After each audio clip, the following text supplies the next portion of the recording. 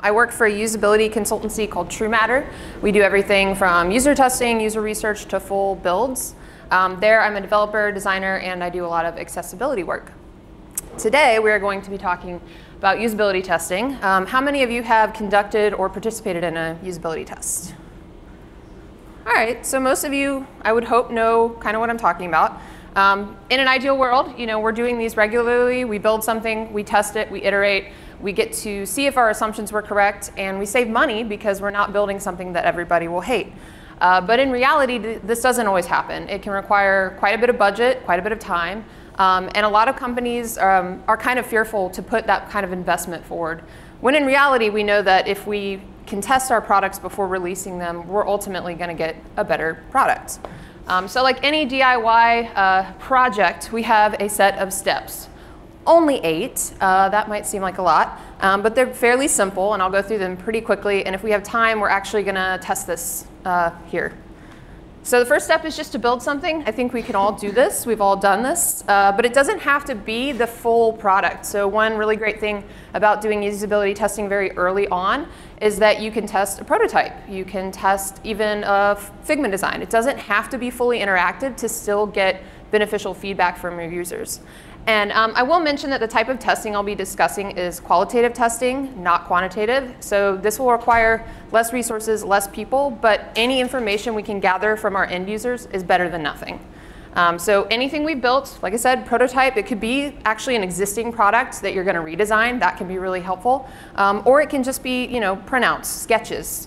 Paper prototyping is also very beneficial.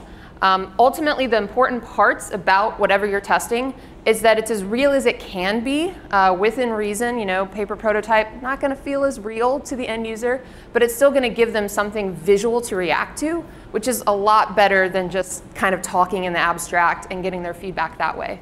You also want to make it possible that they can fail. So we're not testing a single component. We don't want to silo the types of tasks that we give them. We want to make sure that they can explore, that they can mess up, and ultimately show us where we messed up. And you can only do that if you give them as much of the functionality for that individual task as you can. So today we'll be testing, it's a local regional medical center. We're actually in the process of redesigning their site. This is about 12 years old, so it has some problems, and we'll get to see those here in a little bit. The next step is to make sure you have a list of tasks. For this, you want to think about kind of the priority of things that you want to learn about your product and that you want to get in front of users. These should be things that are clearly an assumption that you've kind of just based on SME feedback or any user discussions or research that you're not quite sure about. You want to make sure that it's a question. So we'll go over an actual scenario here in a minute. You won't have a lot of time because, again, this is low budget, little time. So you want to make sure you keep this within 5 to 10 tasks with the assumption that you likely won't get past the first 5. So that's where prioritizing really comes into play to make sure the things that you really want to test come first. You also, when thinking about your question, want to make sure you phrase it in such a way that you're not leading the user and you're not biasing them to figure it out easily. So here our question is, you move to a new town, you need a new doctor for regular care and yearly physicals. Use lexmed.com to make an appointment. We've set them up with the context that they've moved. So this puts the user in that headspace. So even if they haven't moved recently, we're giving them a reason to try to do this task. And then we're very careful about how we describe the doctor they're using for. We don't want to use any of the language that's actually on the page. Otherwise, they're going to find it immediately because they've already got this in their head. We also always include the thing we want them to do. So we included the website because there have been many tests I've been in where I've had the user there, I've handed them a phone, or they sat down at a computer and they open their browser and they just Google whatever we ask them to do. And so then I don't learn anything about my product. I learn that Google's awesome and everyone uses it. Already knew that. So you have to make sure that you phrase it in such a way that it allows them to explore and to kind of put them in that headspace for what they're about to do. People, obviously, next to the thing you want to test is the most important thing. This can be tricky.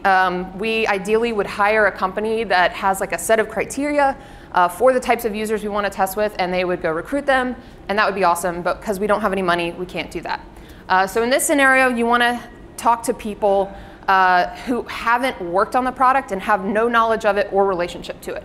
The reason for that being is they're going to be a biased user right out the gate. They're already going to know a lot about it. You also don't want anyone that has a stake in it, anyone that cares, because they're already going to be trying to do things that are in their favor, that make the assumptions they've made actual. So we want to make sure that they have nothing to do with the product, and ideally they are similar to the type of user base that will ultimately be using it. So this needs to be, if it's a utility company paying your power bill, it should be someone that has paid a power bill before. But within that, it could be a very diverse group of people, because we know that a public utility, that's available to everyone.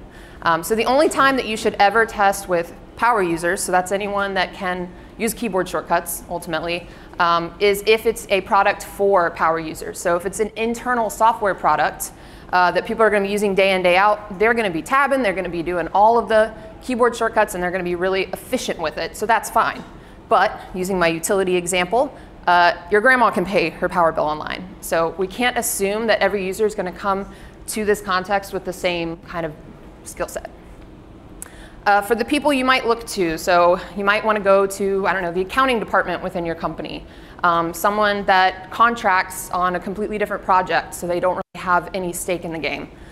Family and friends, always great. My mom, she's in her 50s, she's really awesome for testing, because she's not very efficient with the computer, but not like completely awful with it. People that would use your product, like I said, anyone that actually has paid a power bill or found a doctor in this situation. And then people that aren't very tech savvy, so again, not power users. You should never, unless your product is for developers, test with a developer. They are ultimately the worst users because they know all our secrets. They know what we're doing. They're going to find all the bugs on purpose most of the time, just to make you mad. So we're going to make sure we get a diverse group. Ideally, this group should be between 5 and 10 people. If we test with 10, that's great. We really don't need to go past that. There's actually a Nielsen-Norman Group study that proves that even with just 10 users, we can gain a lot of information for a qualitative test. Food is a great motivator. Offer to buy someone lunch, get them a coffee. They will be willing to give you their time for a good snack. This is Adam. He will be our user today. He's an artist. He builds antennas, and we'll use his phone for the test. So that gets us into the space. Obviously, if we're doing this on a budget, we can't reserve a nice space that feels like their office or their home. So we're going to test here today. But they need to be able to kind of recreate the place that they would do these tasks. So if it's paying the power bill, ideally they might be at home. They might be at a grocery store on their phone. Who knows? But if it's something they would do in their office, again, for like an internal product, set up a desk. Use your desk. Make it feel welcoming, and sometimes, a plant goes a long way. The reason I say this is because this is already a situation that people aren't used to. It feels very awkward. We'll talk about how we get around that in a minute. But it's really helpful if they feel at ease in the environment. So we try to make it nice if we can. We're here. It's as good as we can do for this test. Equipment is actually easier than you would think. Today we're going to use Adam's phone. Your user probably has a phone. They probably have a laptop. If not, use yours. It's totally fine to do that. You want to make sure that if it is, again, we have a diverse group. If they're not used to using a trackpad, make sure you have a mouse. That can be helpful. Make sure it's something that they have used. So if they've never paid their bill on their phone, they're not really an iPhone user, don't give them an Android and say, hey, good luck, because it's not going to go well.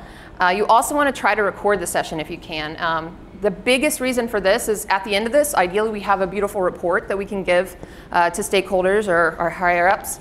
But if we record it, we have cold hard facts.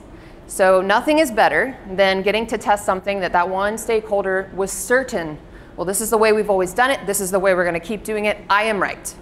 Nothing is better than showing them a recording of a user doing exactly what they said they were right about and just bombing it.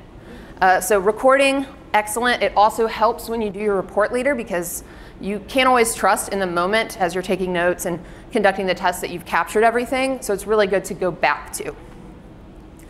Adam has a phone. I would have him hold it up, but it's not that important. And then, like I said, if you're conducting the test, it can be really hard to also take notes.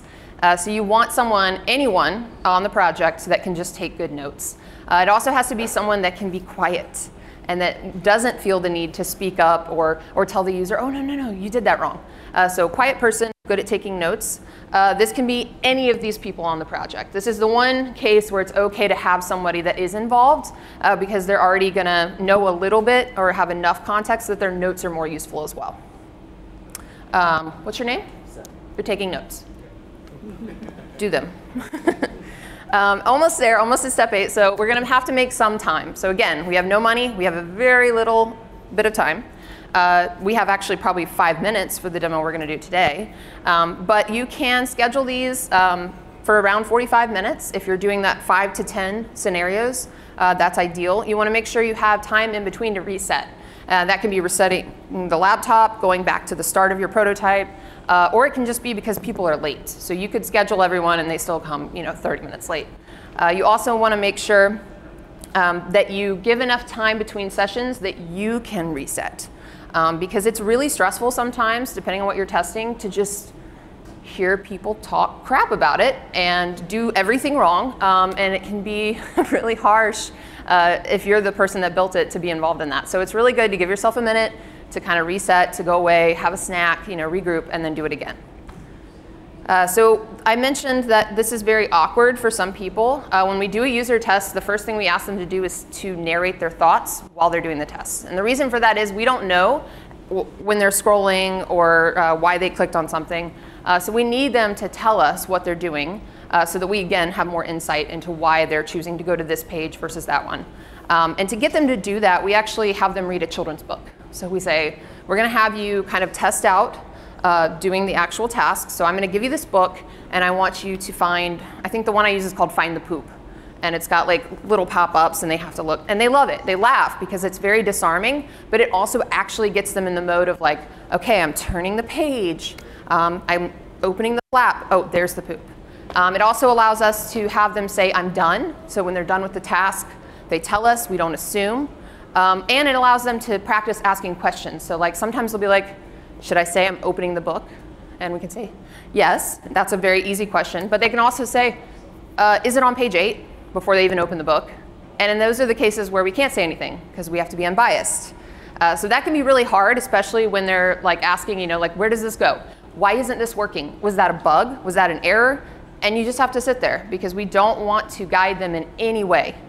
So again, if you're not the kind of person that can just sit there and watch someone stumble through something you built, because that will likely happen, it's really difficult. And so we also make sure that anybody that's observing, so if you're recording, that's another thing I meant to mention, you can have people in another room watching. We put them in another room so they can't say anything, they can't interrupt, but they get to see in real time. And what they can do is if they have questions, you can ask them at the end. And so a lot of times we tell the user, you can ask me questions. I may not be able to answer, but I will try my best. At the end of the session, I will answer any questions you have. That helps them during the session, but you still have to remind them of that. They'll still ask you. And so we say a lot of things like, for the purposes of this test, that might be there. We're just very vague. So if they say, what happens when I click this button? What would you expect it to do? So we just rephrase, we ask the question back to them because we want to stay unbiased. So this is science. We're not going to guide them. We're not going to bias them in any way. It's just my proof that I'm nerdy. There you go. Last. OK, so I said recordings are important. This is also important.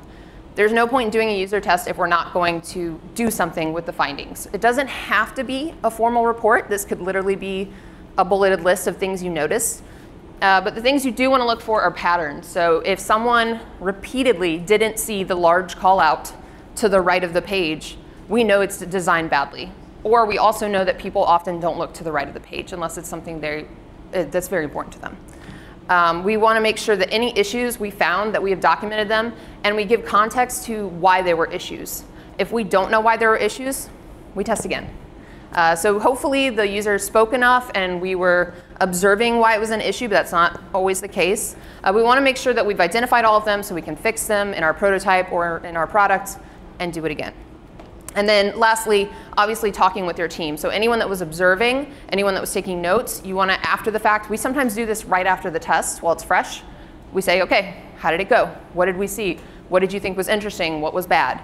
And ideally, we record that or we write it down so we have that. These are some examples of some of the reports we send. This is when we have a lot of money and we hire a company to make beautiful reports, but they don't have to be that way. I will say having statistics and making it kind of pretty does help, especially if you're going to a stakeholder that is like, I don't want to do a user test, this is pointless.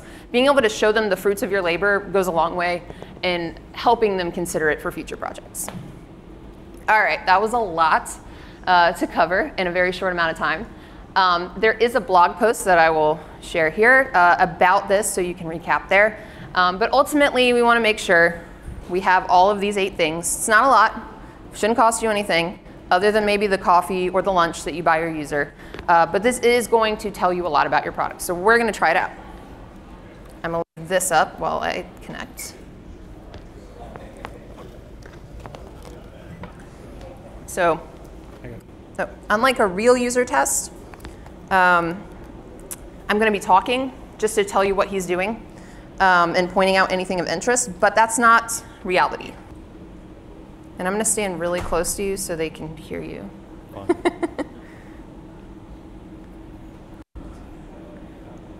Not that close. I'm okay with it. I should say he's also my spouse, so he's not being creepy, in case you were worried for me. One does not mean I can't be creepy. Okay. Yay. All right, so let's pretend I've already done the icebreaker. Another thing that's important to mention to your user is that you're not testing them. Sometimes they'll get really anxious and they'll feel like they're on the spot, because they kind of are, and people are like taking notes and like staring at them. But we're not testing you. We are testing the product. You can't do anything wrong in this scenario. We'll pretend I've already had him read the book. And I'm going to go ahead and I'm going to hand him the phone. Ideally, I would have the scenario listed like on a piece of paper and have him read it. Sorry, I clicked something. But in this case, I'm just going to say it out loud. You've moved to a new area, and you need to find a doctor for yearly physicals and regular visits. Can you use lexmed.com to do that? Well, I see find a doctor. I see find a doctor, so I'm going to click that. They found a lot of doctors, and there's the menu. You say I just moved and I'm looking for a general practitioner. So I'm going to go to this one. What are you thinking right now? He got quiet for a minute, so that's why I'm prompting. I don't need surgery. I just need a doctor. So general is there, but surgery is not what I need. So I've got to keep looking.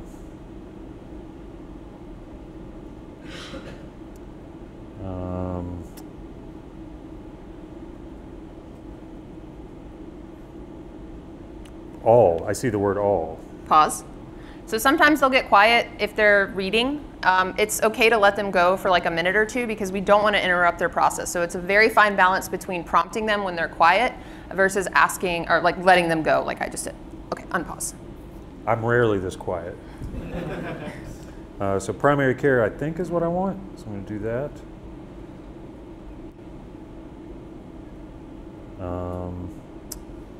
Maybe I'll just see if it can find. So I've got 102 doctors, so narrowed it down some.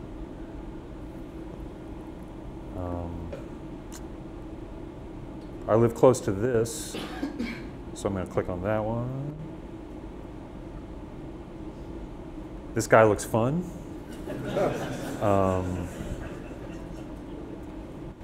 I wouldn't feel weird about talking about stuff with him, I guess. Pause. Users are not always this chatty. Sometimes you'll have to prompt them a lot to talk, but yeah, unpause. So I don't see a,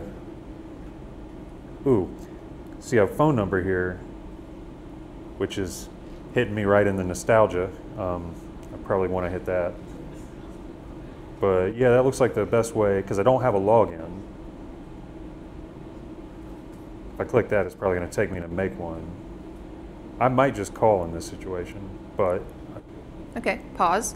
Sometimes a test might end there. So we have a lot of situations where, like I said, if you don't include, use this site to do the task, people will just say, oh, I would just call customer service, or oh, I would just have someone else do it. So be prepared for that if that does happen and they say like, okay, I would just call and I'm done. but there's more that you want to know, you can then prompt them to say, is there another way that you could maybe make an appointment?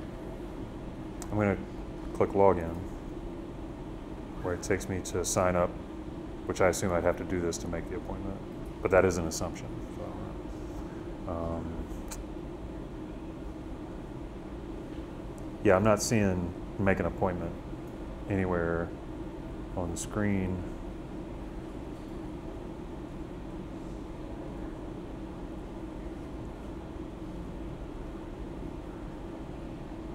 Pause. So this is another thing that will happen. Inevitably, if they don't immediately see what they're looking for, he was very patient, but they sometimes get frustrated. So in those moments, they might say, like, I can't do it. I'm done. That's when you can then kind of prompt them or ask questions, like, what were you looking for in this case? That can be very valuable because it tells you that whatever words they were thinking of that they wanted to see on the screen, they didn't. So I'm going to ask you, what were you looking for? Honestly, I was looking for like a sign up or make appointment button, not a sign up for a MyChart account. But that's probably the way, isn't it? I don't know. Is that what you would expect? It is what I would expect. Yeah. Yeah. I'm not seeing anything other than the sign up. That's probably the next step. Do you feel you've completed the task as best you can? After I write down this phone number. Okay, pause. Naturally, he wouldn't think to just click the phone number. Right. That's cool. So one of the things you might have noticed, he was scrolling fast. So yeah, you're good. Thank you. Give him a hand. So one of the things you will have noticed that he scrolled past is it does say make appointments, exchange this tiny text that's like really lightly colored was there. So I will say when we designed this site 12 years ago, this was one of the first projects I worked on at TrueMatter, we didn't have the capability to make appointments online. We didn't even have MyChart. That didn't exist then. So as the site, as the site has evolved over the years and we've integrated things like that, we've done the best we can to work it into the existing structure of the site. So like logging into MyChart, that's something that would be for existing patients, perhaps. And they maybe came here because they couldn't remember their doctor's name. I don't know. But we know that this is a problem. So this is actually something we're addressing in our redesign. And we know this is a problem from user tests. We also use something called Crazy Egg that's really creepy that will show you heat maps and actual recordings of users. They're completely anonymized. It's HIPAA friendly. But you can watch how people interact with the site. And so for example, one of the things that we first noticed is we used to have right there in the center, we had like a maps and navigation button. And no one ever used it. So the heat map showed no one ever clicked on that. So we're like, what can we use? What can we put in that space that would help? Most of the site users, most of the users for the site are on their phone. So this is like the primary place where they're interacting. So we put Find a Doctor there because that's one of the top visited pages on the site. Since doing that, we've noticed tons of traffic. The other thing I think swapped another one for the MyChart link. And that is the #1 like highest used thing on the site. And because we put it in this place and because we learned through testing and through creepy Crazy Egg usage that they weren't utilizing the things we had there originally, it allowed us to improve it and ultimately, hopefully, improve their experience because now they're engaging with it. Another thing you'll notice is there's like this Get Care Now.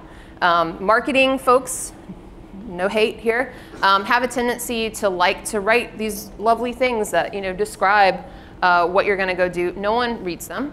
And Get Care Now does not, to a lot of people, mean like I'm going to make an appointment.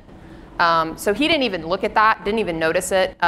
Most users are kind of blind to things when they have images around them because they assume it's like a promo or something that they don't want. We've seen that in a lot of tests as well. So this would be another opportunity where we knew he's a new patient, we want to funnel him into the system. We need something that says like, looking for a doctor, like new patients, something that would have given them the immediate cue, this is where I need to go. And right now we don't have that. So that's a major failing of the site. And we've learned that through testing. So I think I have enough for a couple questions. I know that was a lot. Again, there's a blog post. If you go to truematter.com/Carolina-code. Go ahead. So the first question is an instruction to lifespan.com. How are they going to do that if we're not offering someone So for there isn't a way to do it. That was why this was an ideal test scenario, because I wanted to see what he thought should be there for him to complete the action. So some people might have read and might have like clicked on that Get Care Now, and it actually would have taken them to a place where they could make an appointment right away. But he didn't do that.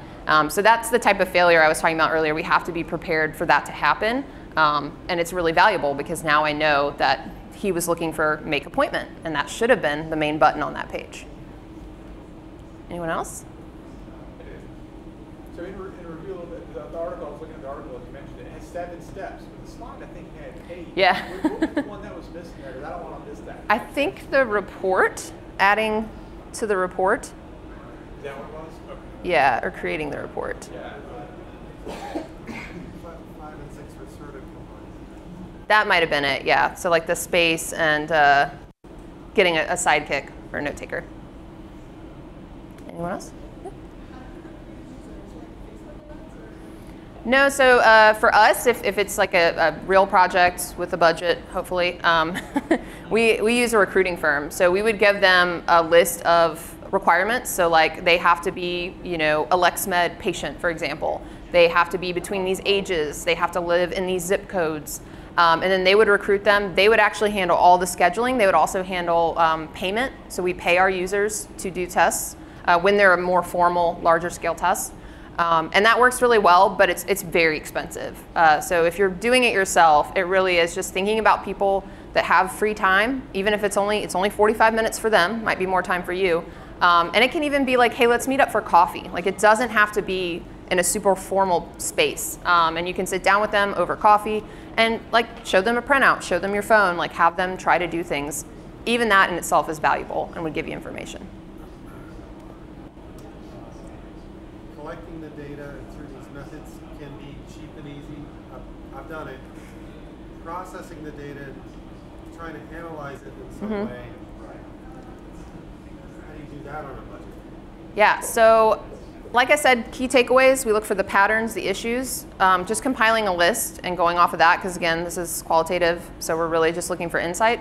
But if we are doing a larger scale test, one of the things that I'll design before going into the actual testing is like a checklist. So like if there are assumptions, like did they click on the button, I'll check that off during the test if I'm like the note taker. And then that means when I put my report together, you saw we had like some little diagrams and percentages. I was able to do that because I had check marks. And I was like, yeah, they all clicked the button, we're good. So sometimes you can do things like that. And I find them slightly less valuable for my design process, like if they clicked it or not, because I want to know why they didn't click it. I don't really care that they did it. It's just like understanding the reasoning behind it. But stakeholders, higher ups love that. They love to see like charts and numbers. And if you can please them and also get information that helps you with your product, throw them a bone. Helps. All right, one last one. Anybody?